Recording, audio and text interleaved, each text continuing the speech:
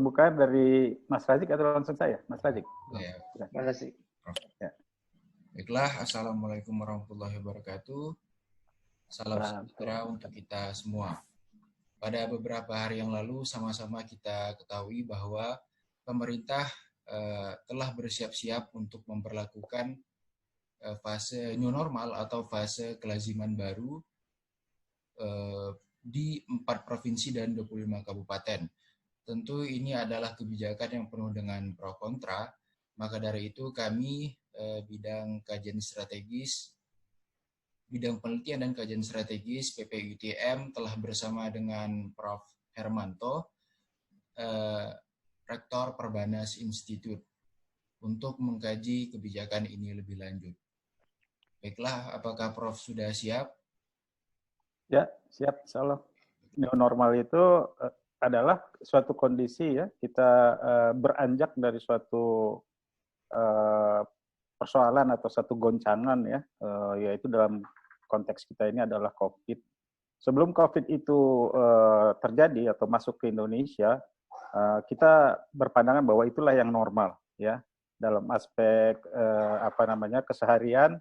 Masyarakat bersalaman ya, cipika-cipiki ya, kemudian kemana-mana nggak perlu pakai masker ya, perekonomian jalan seperti apa adanya ya, walaupun pertumbuhan kita 2019 itu sebetulnya sudah ada tren untuk menurun ya, tetapi on average masih di level 5%.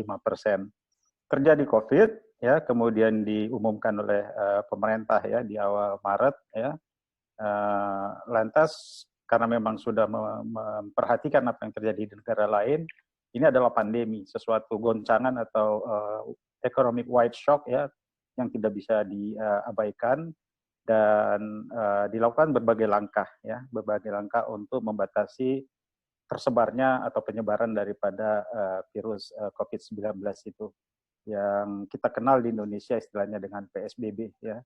Diterapkan PSBB, maka sesuatu yang tadinya berjalan seperti biasanya, terus langsung kira-kira bisa kita katakan bahwa bekerja pun harus dari rumah, belajar pun harus dari rumah, berbagai bisnis akhirnya ada yang tutup, ada yang masih jalan tetapi struggling gitu ya. Kemudian pemerintah juga menanggung beban yang sangat besar untuk mengatasi COVID-nya sendiri, serta untuk membantu supaya ekonominya tidak kolaps gitu. Nah, pada saat yang bersamaan kita sama-sama udah tahu ya bahwa kurva yang positif terkonfirmasi corona itu makin lama makin meningkat ya, bahkan trennya kita katakan cenderung naik eksponensial. Eksponensial itu artinya hari per harinya jumlah pertambahannya itu semakin meningkat. Ya, belakangan mungkin dia agak-agak deltanya itu udah agak-agak turun, tetapi kurvanya belum turun ya, pertambahannya ya relatif turun. Kalau di Indonesia kemarin 636 kasus positif dalam satu hari ya. Jadi kalau kita perhatikan dengan kondisi yang seperti itu ya, masih meningkat kurvanya, pemerintah di satu sisi menghadapi berbagai tekanan lah katakannya untuk bisa bagaimana caranya ekonomi ini mulai jalan, tetapi masyarakat agak lebih terjaga supaya tidak banyak lagi yang terjangkit dengan COVID itu. Itu dua hal yang memang susah sekali terjadi atau dilakukan dalam waktu yang sama. Maka inginlah pemerintah memberlakukan apa yang disebut dengan new normal, ya, new normal, tatanan normal baru. Nah, sayangnya tidak ada definisi yang definitif ya diberikan oleh pemerintah apa itu new normal. Sehingga apa? Sehingga banyak sekali orang bertanya-tanya apa ini new normal ya. Termasuk pada saat itu anak saya sendiri bertanya, ayah apa itu new normal gitu ya. Ya saya berupaya, anak saya lagi koas ya di Fakultas Kedokteran dengan teman-temannya. Jadi saya ekonom gitu kan mau menjelaskan hal tersebut kepada anak bungsu ya.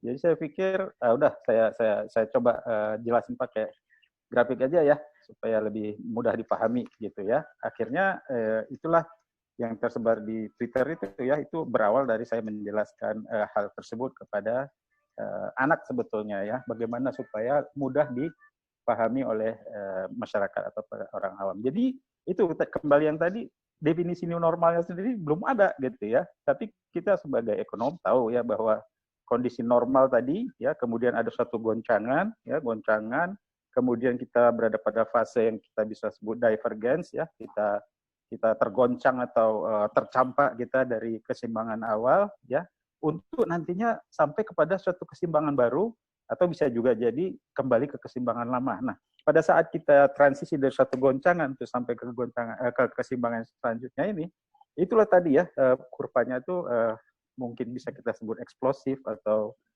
divergence tadi ya.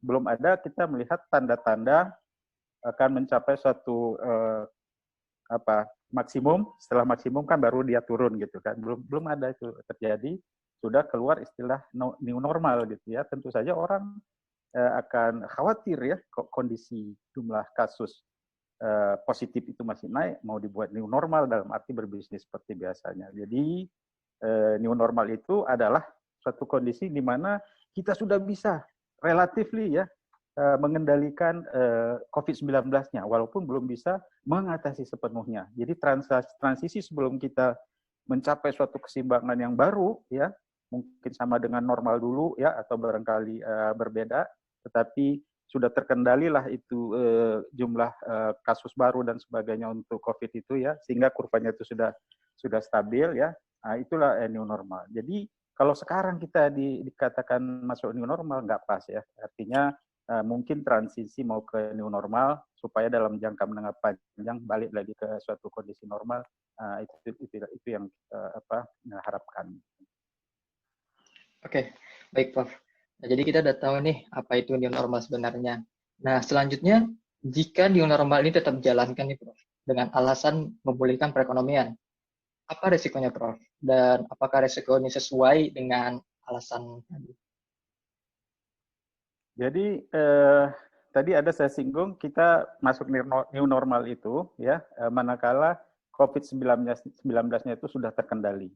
Nah, apa itu definisi terkendali kan gitu ya? Kalau kita baca WHO gitu ya, di sana disebutkan bahwa salah satu ya parameter atau indikator sudah relatif terkendalinya COVID-19 itu adalah manakala kita sudah mencapai titik maksimum dari kasus konfirmasi positif tadi ya, dari titik maksimum itu dia sudah turun. Turunnya itu dari titik maksimal tadi itu ke titik selanjutnya itu adalah 50% untuk waktu 3 minggu, kira-kira begitu. Jadi kalau kita belum sampai ke titik maksimalnya, ya bagaimana kita bisa memprediksi ya bahwa dalam 3 minggu akan turun 50%. Sebab titik maksimalnya sendiri kita belum tahu berapa besarannya, kapan itu akan terjadi. Iya, jadi karena kondisinya masih seperti itu, ya bahasa teknisnya kurvanya itu masih divergence lah ya, masih meningkat secara eksplosif ya, belum ada tanda-tanda dia akan mencapai titik maksimal dan akan turun ya.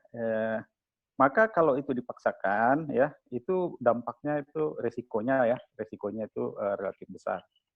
Meskipun ada argumentasi ya dari beberapa pihak ya, terutama dari pemerintah bahwa ini R0-nya sudah kecil dari 1.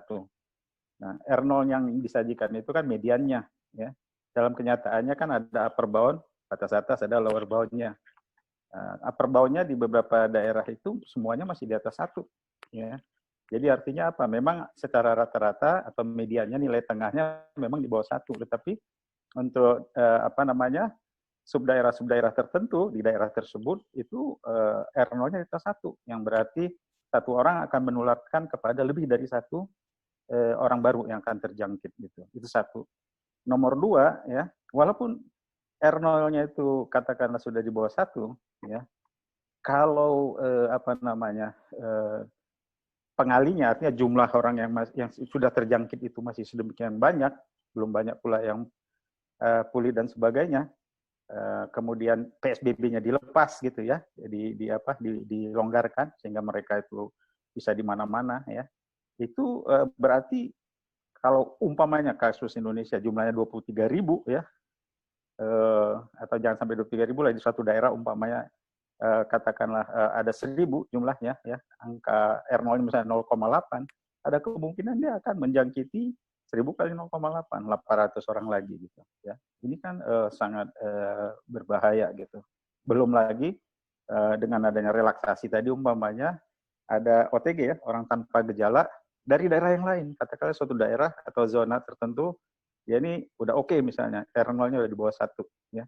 Tapi dengan bergulirnya ekonomi di sini kemudian dibuka ya, kan ada saja orang dari daerah sebelah ya, dari daerah jirannya yang sebetulnya masih belum aman, masih di atas 1 R0-nya misalnya, dia masuk ke situ ya, itu berarti risikonya kan naik kembali ya. Itulah yang terjadi di beberapa negara, sebagai contoh di Prancis ya, mereka buka sekolah ya dan sektor-sektor yang lainnya. Begitu dibuka di sekolah tertentu saja ya, dalam 1 minggu langsung ada kasus positif yang baru 70 orang. Langsung ditutup lagi kan, baru nanti di belakangan baru dikendorkan lagi. Jadi jangan sampai terjadi seperti itu. Karena apa? Indonesia ini kan penduduknya banyak ya, kepadatannya demikian besar, daerah Jabodetabek misalnya ya, sehingga harus betul-betul dipantau ya parameter-parameter epidemiologinya tadi ya, supaya apa? Supaya kalau kita memang merelaksasi atau masuk kepada tahap dinyatakan masuk ke dalam tataran tahapan new normal itu memang sudah relatif sudah aman gitu. Jadi resikonya menurut saya masih belum tertangani dengan baik ya. Sebelum kita yakin betul katakanlah tadi ya parameter-parameter itu memang betul-betul aman. Misalnya juga gini, kalau suatu daerah ya katakan dibuka ya, apakah otomatis ekonominya meningkat ya? Yang diharapkan itu kan sebetulnya dengan merelaksasi ini ekonomi itu akan bergulir gitu kan, ekonomi itu akan bergulir. Apakah otomatis akan langsung bergulir ya? Kan belum tentu juga ya. Karena apa?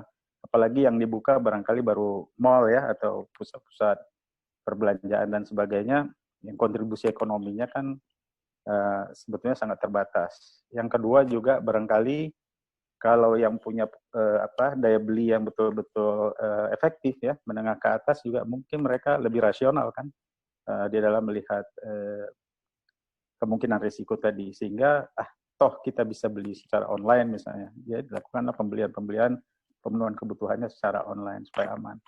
Nah, yang kita khawatir sebetulnya adalah dengan direlaksasi tadi ya, kemudian masyarakat yang mohon maaf mungkin tingkat kesadaran terhadap resiko dan sebagainya itu masih amat sangat terbatas. Walaupun dia sudah pakai masker dan sebagainya kan, cuci tangan dan sebagainya, tapi kan tidak menjamin juga ya semuanya melakukan itu, dan tidak menjamin juga seberapa bagus mereka konsisten di dalam menggunakan itu ya. Padahal jumlah yang itu agak cukup banyak gitu, artinya berisiko ya. Kita udah lihat ya contoh misalnya di TV dan sebagainya, cukup banyak juga yang tidak pakai masker gitu ya, tidak mencuci tangan secara baik, apalagi menggunakan sarung tangan misalnya ya. Bagi kita itu cukup mengkhawatirkan. Baik, Prof. Jadi ini terakhir, Prof. Kalau skenario-nya kita balik nih, Prof. Apabila new normalnya bakal ditunda sampai keadaan pandemi ini membaik, bagaimana dampaknya terhadap perekonomian? Seberapa kuat kita menahannya? Jadi new normal ini kita tidak against ya, tidak menolak atau melawan new normal ini ya. New normal ini tadi sudah saya katakan ya, esensinya dia adalah transisi ya, supaya nanti kita kembali mencapai keseimbangan baru atau ke normal yang mungkin akan kembali ke yang lama, misalnya pertumbuhan ekonominya 5% atau 6% ya. Tapi ada beberapa hal yang mungkin tidak sama lagi dengan yang kondisi yang dulu, tapi artinya sudah agak lebih seimbang lagi. Kita nggak against pada itu ya. Tetapi di dalam transisi ini, transisi yang bisa kita katakan sebagai new normal ini ya, itu jangan terburu-buru ya. Semuanya harus dipersiapkan atau dipastikan aman.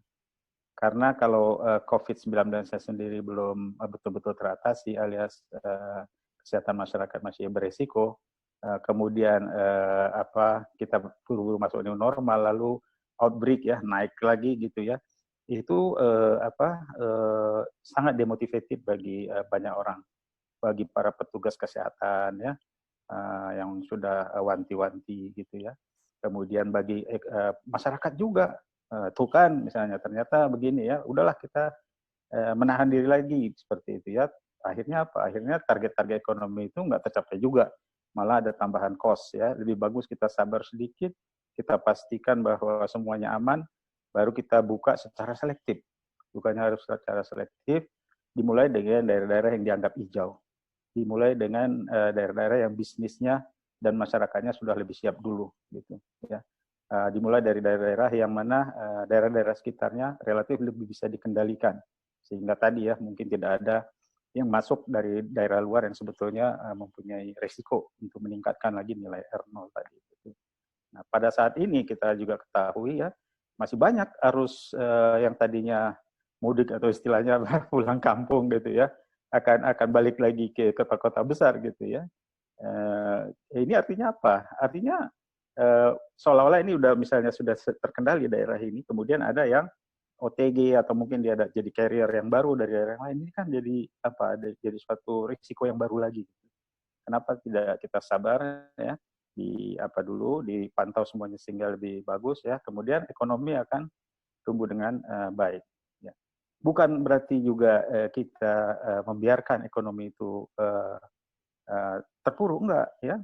Pemerintah kan juga memang secara real sudah ada stimuli ekonomi ya, sudah mengeluarkan anggaran juga untuk menstimulir ekonomi ya. Itu menurut saya itu bagus, tapi agar lebih difokuskan untuk fase ini ya, difokuskan secara serius ya menangani COVID-19-nya ya. Tes ya barangkali minimal ya berapa 10.000 per 1 juta barangkali ya. Nah itu oke lah di daerah tertentu sudah, tetapi on average untuk Indonesia kan belum ya. Kalau nggak salah saya angkanya baru 1.800-an. Negara jiran Malaysia bisa berapa belas kali lipat dari itu gitu ya. Jadi dengan adanya surveillance yang ketat ya, dites yang ketat. Karena kalau yang dites itu adalah sedikit dan ini juga tidak dengan metode sampling yang benar kira-kira itu kan, seolah-olah kan itulah gambaran daripada Indonesia ya. Padahal mestinya yang dites kan harus cukup representatif jumlahnya maupun persebarannya misalnya. Ya, jadi surveillance tadi itu menjadi sangat penting, tesnya harus banyak sehingga angka-angka yang kita peroleh itu akurat gitu. Jangan sampai umpamanya kita beranggapan ini udah 0,9, tapi kalau di sensus artinya diambil yang sebenarnya misalnya semuanya angkanya masih di atas 1 umpamanya.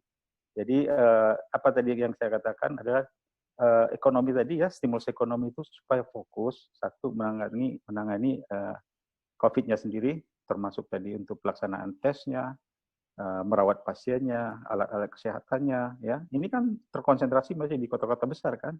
Kemarin ada mudik, siapa tahu daerah tertentu angkanya naik, kita udah amati beberapa naik, sudah cukupkah vaskesnya di sana, sudah cukupkah tenaga pelayanan kesehatannya di sana dan sebagainya. Nah, nomor 2 adalah bahwa selain mengatasi COVID-nya adalah kita harus melindungi yang terlemah. Yang terlemah siapa? Yang terlemah bukan korporasi. Korporasi itu mereka punya tabungan, mereka punya segala macam, dia bisa beradaptasi dengan baik walaupun pedih gitu ya atau berat gitu ya. Yang terlemah itu yang nggak punya tabungan. Yang nggak punya tabungan itu siapa? Ya miskin. Yang near poor, dekat-dekat miskin. Kalau pelaku ekonomi, mereka adalah pelaku ekonomi mikro, pelaku ekonomi kecil, ya, termasuk petani dan nelayan. Yang kalau dia nggak kerja, dia nggak dapat duit, nggak ada yang dimakan gitu. Nah, ini dulu fokus, ya. Dua ini dulu fokus. Jadi mereka sebagai konsumen, ya, yang mana dia harus survive, ya, harus ada yang dimakan tiap hari, ya. Kemudian nomor 2 adalah pelaku ekonomi mikro kecil menengah yang jumlahnya itu adalah 99% dari keseluruhan. The rest of it ya yang sekitar 1% yang katakanlah menengah besar lah gitu ya, yang jumlahnya nggak terlalu banyak, mereka lebih mempunyai viability ya, daya hidup yang lebih tinggi, dan stimulus yang diberikan tidak harus dikasih seperti bailout kan, kelonggaran-kelonggaran, insentif pajak dan sebagainya gitu. Jadi pemikirannya harus dibuka seperti itu ya. Kalau kemarin mungkin karena tidak begitu jelas ya, dikatakan new normal, orang langsung menjudge, kebanyakan orang langsung menjudge bahwa wah ini ekonomi yang diutamakan, kesehatan masyarakat kurang ya. Tapi kan perlu disosialisasi arahnya jangan seperti itu. Tapi kita lebih mempersiapkan diri lebih bagus lagi ya untuk bagaimana COVID-nya tertangani, tapi ekonominya bisa terselamatkan. Ya, tapi main point saya adalah tadi ya, jangan buru-buru, harus hati-hati dan sangat selektif. Kalau perlu begini, sekarang ini kan pemerintah sudah mentargetkan tanggal sekian, new normal ini dibuka tahap ini, tahap 2 tanggal sekian dan seterusnya. Harus betul-betul berdasarkan data dan parameter yang dihitung berdasarkan data yang akurat tadi. Kalau umpamanya 1 hari 2 hari sebelum itu hasil perhitungannya ya yang bisa dipertanggungjawabkan tadi ternyata belum memungkinkan, nggak boleh gengsi pemerintah. Ini kita memang belum siap. Ini kita undurkan dulu ya waktunya seperti itu. Karena apa? Above all kan yang paling berharga itu kan nyawa manusia. Ya. Mungkin kita berpikir, wah cuma sekian persen. Nyawa manusia itu satu juga adalah satu orang nyawa manusia. Kalau dia meninggal, dia nggak bisa dihidupkan lagi, habis gitu. Tapi kalau ekonomi, ya ekonomi mungkin pelambatan ekonomi terjadi, ya ada ekonomi yang gulung tikar ya, besok bisa ditumbuh kembangkan kembali gitu. Ya, jadi pertimbangan itu necessary condition-nya ya, syarat keharusannya menurut saya adalah nomor 1 itu adalah kesehatannya. Keselamatan manusianya, masyarakatnya yang harus diutamakan ya. Katakanlah kalau kita bicara bobot, mungkin bobot ke situ 80% gitu ya.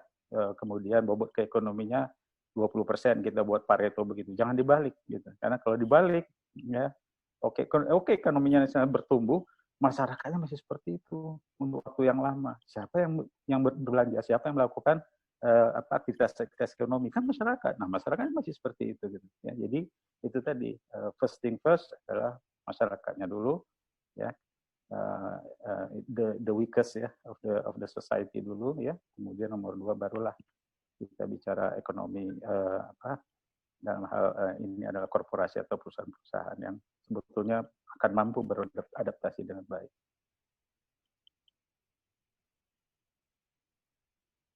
Saya kira itu, Mas. Baik, terima kasih Prof atas penjelasannya. Setelah ini saya serahkan kepada Razik sebagai moderator. Baiklah Prof, sebelumnya kami dari PPGUTM mengucapkan minal aidin wal faizin, mohon maaf lahir dan batin, dan terima kasih atas kesediaannya. Semoga Prof dan keluarga sehat selalu di tengah pandemi ini, dan semoga kita bertemu di lain kesempatan. Saya kira itu saja. Amin. Ya, sama-sama ya Mas, sama-sama kirim salam sama kawan-kawan semua ya, masyarakat pelajar dan mahasiswa di sana, jaga kesehatan, kemudian belajar yang bagus. After all, kalau Anda sukses ya, Andalah nanti yang akan membangun Indonesia ke depannya. Kirim salam untuk semuanya. Baik Prof. Baik. Terima kasih. Baik, Prof. Itu saja. Ya. Assalamualaikum warahmatullahi wabarakatuh. Waalaikumsalam.